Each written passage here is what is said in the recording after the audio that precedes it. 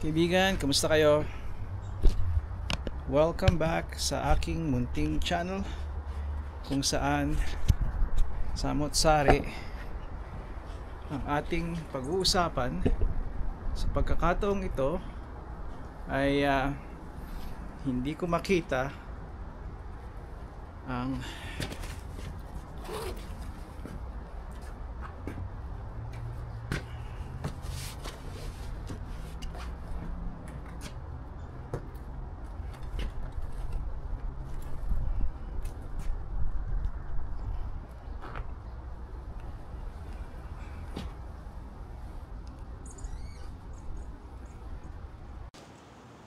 test.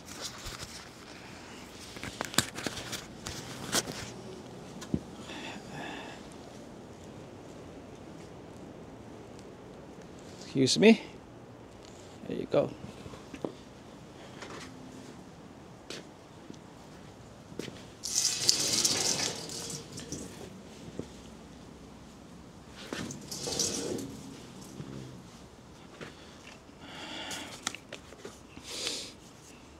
Basura. Marami akong basurang itatapon. Temperatura ngayon dahil sa hangin ay pumapalo kami ng nasa negative or minus single digit. At meron akong ka-upload lang na ginawa. Sobrang dami kong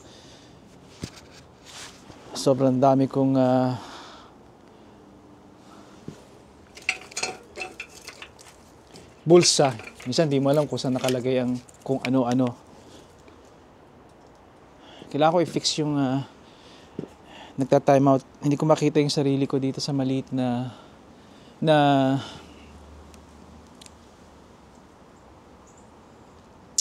screen. I promise madali lang to. Yeah, ito yung sasabi ko sa inyo na gusto kong speaker, yung Sony. Napakalakas niya. Talagang pwede kang even motorsiklo. Although wala akong motorsiklo. Pero may bisikleta ako. I think mas maganda yun, di ba? Talagang buong neighborhood, buong kalsada maririnig kung ipo-full volume mo nyo to. Hindi ko alam kung copyright ito papatugtog ko, pero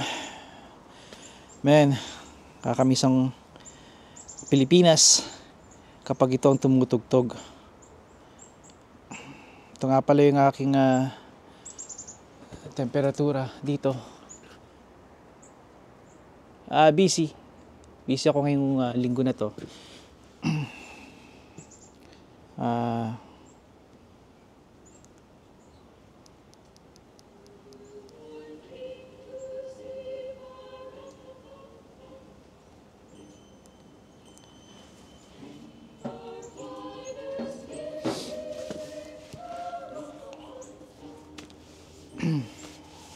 Kamusta ang Pasko nyo so far? Ang paghahanda nyo sa parating na napakagandang holiday ngayon, Pasko, kundi ang Pasko. Ang may sasabi ko sa inyo, lalo na sa mga kabataan dito at mga bago nating mga kababayan na nasa Canada at US, huwag niyong kalimutan ng batiin ng bawat isa ng Merry Christmas, maligayang Pasko, Merry Christmas. Mapapansin nyo dito na hindi na nila binibikasyon. Depende sa lugar o komunidad na mapuntahan ninyo, kung saan kayo nakatira, kung saan kayo nagtatrabaho, kung saan kayo aktibo sa isang komunidad. Siguraduhin nyo na alalahanin na ito'y Pasko ng pagdiriwang. Naiintindihan ko na may mga iba pang mga holidays na kasabay nito. Malapit na mga holidays. There's Kwanzaa, there's Hanukkah, at kung ano-ano pa na hindi na ako makahabol sa takbo ng panahon. Sana alalahanin lagi natin na ang ating holiday, ang karawan ng ating Panginoon. Christmas. Greet them, Merry Christmas. At huwag kayong magulat kung minsan sa inyong trabaho mismo ay ito'y frown upon or pinagbabawal or hindi talaga nila in-encourage na wag banggitin ang Christmas kundi holiday dahil may mga tao daw na ma-offend. Nasa sa inyo yun kung gusto ninyong tumindig at i-challenge yun. Alam ko minsan napakahirap dahil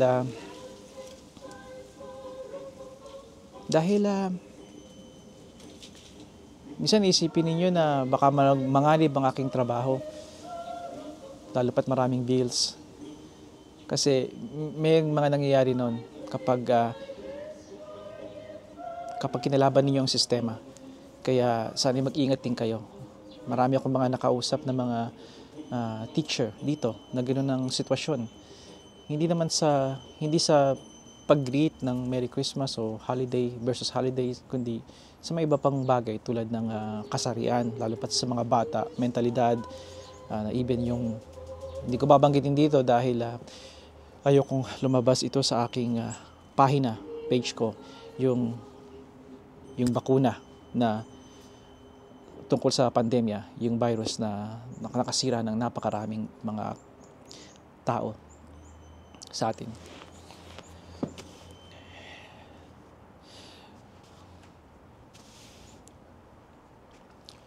How about banggitin ko sa inyo kung ano talagang ginawa ko dito bago mag-10 taon, bago mag-10 minuto na. Ito ay ang gloves. Papansin ko sa inyo na napakarami ninyong ang binibili niyo laging gloves sa ito. Walang masama nito, napaka-warm nito. It's like a hockey gloves. Hindi ako nagtatawa kung kailangan niyo talaga nito. Hindi ko itinatawanan. Kung kailangan niyo talaga nito ay of course, malaya kayong suot ito ng walang pangutya. Hindi ko kayo kinukutya. Pero baka gusto niyo subukan dahil sabi nga naman ako, Dad, you're an influencer now. Baka may ilang kaunti sa inyo na subukan niyo lang. Na maybe mas payat, maybe mas manipis na gloves. Dahil minsan ito, may mga nagmamaneho sa inyo na itong gamit. Ewan ko kung bakit buong takbo ninyo naka-gloves kayo na makakapal. Hindi ko kayo hinuhusgahan, pero siguro I hope na yung inyong heater core or yung inyong heater sa kotse na tumatakbo, maybe crank it up a little bit para hindi na kailangan ng gloves. Pero sa akin, ang sinasabi ko, nakikita ninyo may etiketa pa siya. Ilang taon na ito sa akin. Gumawa ko ng video nito Hindi na siguro makita dahil almost an hour yun. Galing to Costco. 2 to. Baka 3. Nakatago. Ito yung nakita ko lang. Maganda tong gloves. Makapal nga lang. Hindi para sa akin ito. Meron pa silang mittens. Ang mittens yung parang cover yung inyong 4 na daliri. At nakahiwalay ang thumb. Mas maganda yon. Tapos madaling uminit. Pero again, hindi to para sa akin. Kung para sa inyo ito, it's great. It's good to have these. Lalo na nasa Tabagan kayo yung mga skiing, gano'n, or just walking outdoor. Siguro. Pero ito hindi ko ginagamit. Kaya madalas ito makita sa akin. Anong ginagamit mo, Lakay? Itong pinakamura sa lahat. May biling ito sa dollar store, pero sa particular na to ay bundle itong nakuha ko. Siguro 6 nito. 6 nito sa Princess Auto. Sa Canadian Tire, sa Canada, Princess Auto ay isang malaking lugar kung saan makakuha ng cheap products, parang dollar store, pero a little better, pero mostly made in China rin ng mga produkto nila. At perfecto yun. Perfecto yun sa mga pang-araw-araw pangailangan ninyo, mga hindi nyo kailangan ng super expensive na gagamit. Marami ako nitong spare dahil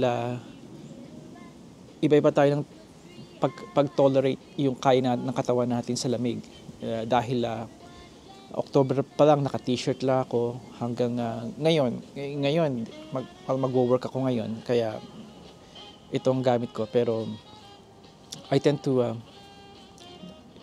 manipis ang suot ko para masanay yung katawan ko, ma-climatize ng mabilis at mahusay. Again, magkakaiba nga tayo, kondisyon ng health natin, pero minsan yung discomfort mas nakakatulong yun in the long run. Kaya maybe try nyo rin yun kung kaya ninyo. Ito ay gloves na pwede kong itapon kung kinakailangan. Hindi nagbibigay talaga ng warmth.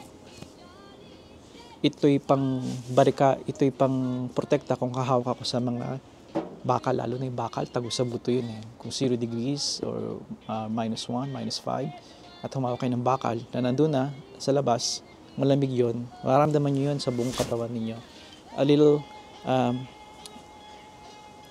konting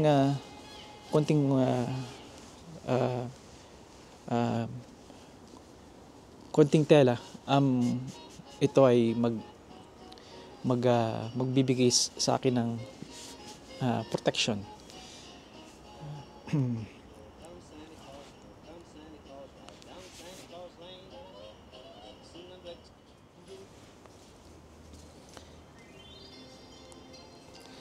Kaya kung gusto ninyo, lagi kayo may spare nito. Meron akong isa o dalawa nito sa aking sa kasagsagan ng winter ay may spare ako nito. At kung talagang malamig, nilalagay ko sa kamay ko, sa bulsa ang aking kamay. At magamit ko windproof. Importante yung windproof ang inyong damit. Importante yung i-consider ninyo. Dahil kahit anong kapal ng inyong suot, kita niyo hindi talaga makapal ang mga suot ko. It's about layering at tamang materyales. Ay kung windproof, napakalaking bagay. Kahit gano'ng kakapal nga ang inyong coat, walang silbi yun kung mahagupit ang hangin. Lalamigin kayo. Ito lang suot ko, -10, wala kayong makikita sa aking gloves unless may mahawakan ako mga tools, lalo at bakal. At kung mahangin ay anything above mas malamig ng -10 degrees Celsius ay may makita na kayo nito sa akin, or even 0 degrees kung makikita nyo nga na naghahawak ko ng mga tools. Magkakaiba nga tayo. Something to consider. At kung talagang may kasagsagan ang lamig, kung kailangan ko ng makapal na gloves, typically meron akong ginagamit na ito'y leather. At nakikita ninyo, magkaiba sila ng kulay dahil marami akong pares ito. Hindi ko makita isang pares kaya nasa akin to siguro mahigit 10 taon na. Almost kasing edad. Siguro nga ito, hindi naman mahigit sigurado. Mga matanda lang ng konti si Bunsoni dito sa gloves na to. Kaya magandang klase ng gloves kailangan ninyo makuha. Mahanap. At once na mahanap ninyo, alagaan ninyo. May mga leather gloves din ako na maganda. Kailangan nyo ring alagaan yun. Make sure na hindi siya ma-dry rot. Sa ganung particular naman halos hindi yun ang case Pero alagaan nyo pa rin. May mga nabibiling cream or spray para doon. I prepare yung cream.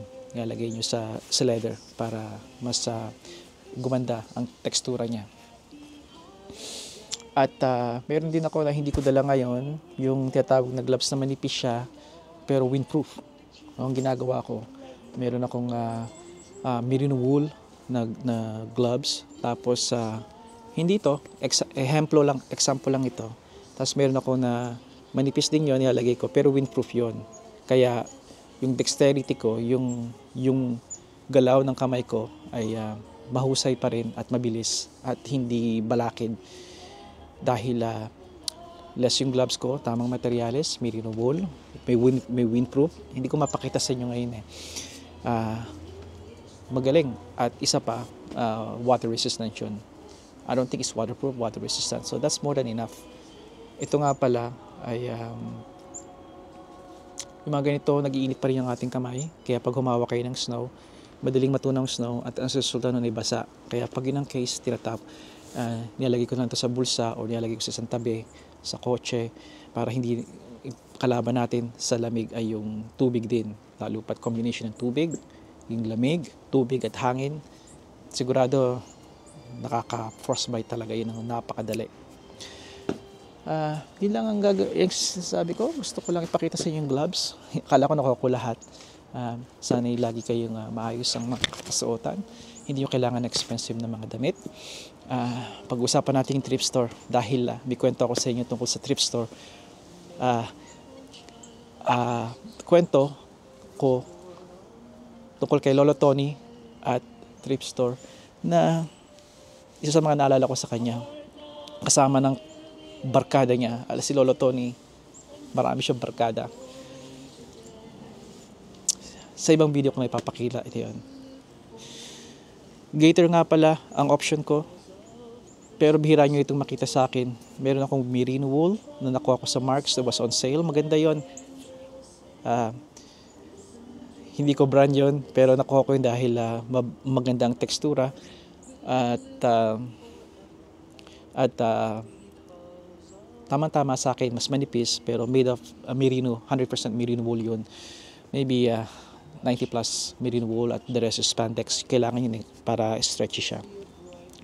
Ito simple polyester to, at ilalagay nyo lang to sa leeg. Gator ang tawag dito. Polyester is enough to keep you warm, yung leeg nyo. Alternatiba to kung ayaw nyo mag-scarf. Sa trabaho na ginagawa ko na meron akong mga makinarya, maglagay ng kurbada na mahabang scarf, kahit ituck in ko yon sa aking coat, ay hindi maganda sa akin. Kaya ito, safe. Bihira nyo ito, makita nyo sa akin to dahil meron ako itong back vest ko ay para ma-protect. Pero you'll see me with this. Minsan ginagawa ko itong sombrero kahit may butas sa loob. It's good to have these too. Kung hindi kayo sure sa inyong size, try get a little bigger kaysa yung skip medium size. I think most of Filipinos kasya yon. Most.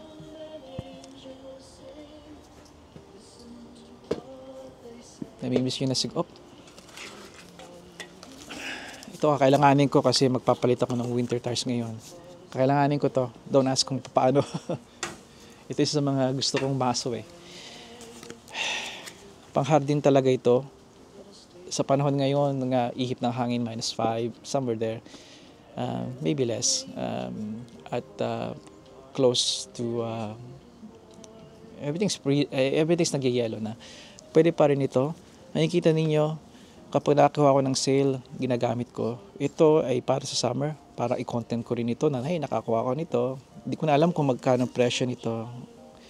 $22. $23. I'm sure hindi ko ito binili ng $22. Maybe almost half the price, kaya pinag-interesan ko. Kaya, it's rubberized yung kanyang palm.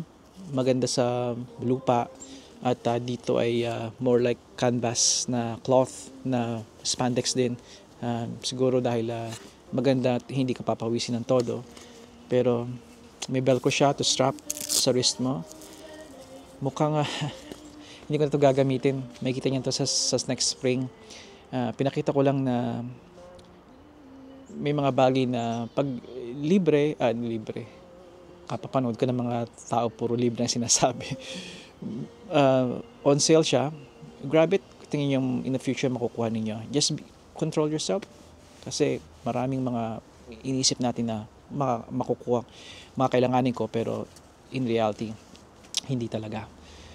Kaya hanggang sa tumambak yun, at don't make that mistake. From time to time nagkakaroon ako ng ganong pagkakamali, pero hanggat ma-realize natin na correct ourselves. Almost 20 minutes na to. Tatapusin ko na ito. At kaibigan, hanggang sa muli, stay warm ha. Padayon. I hope nag-work itong mikropono ko.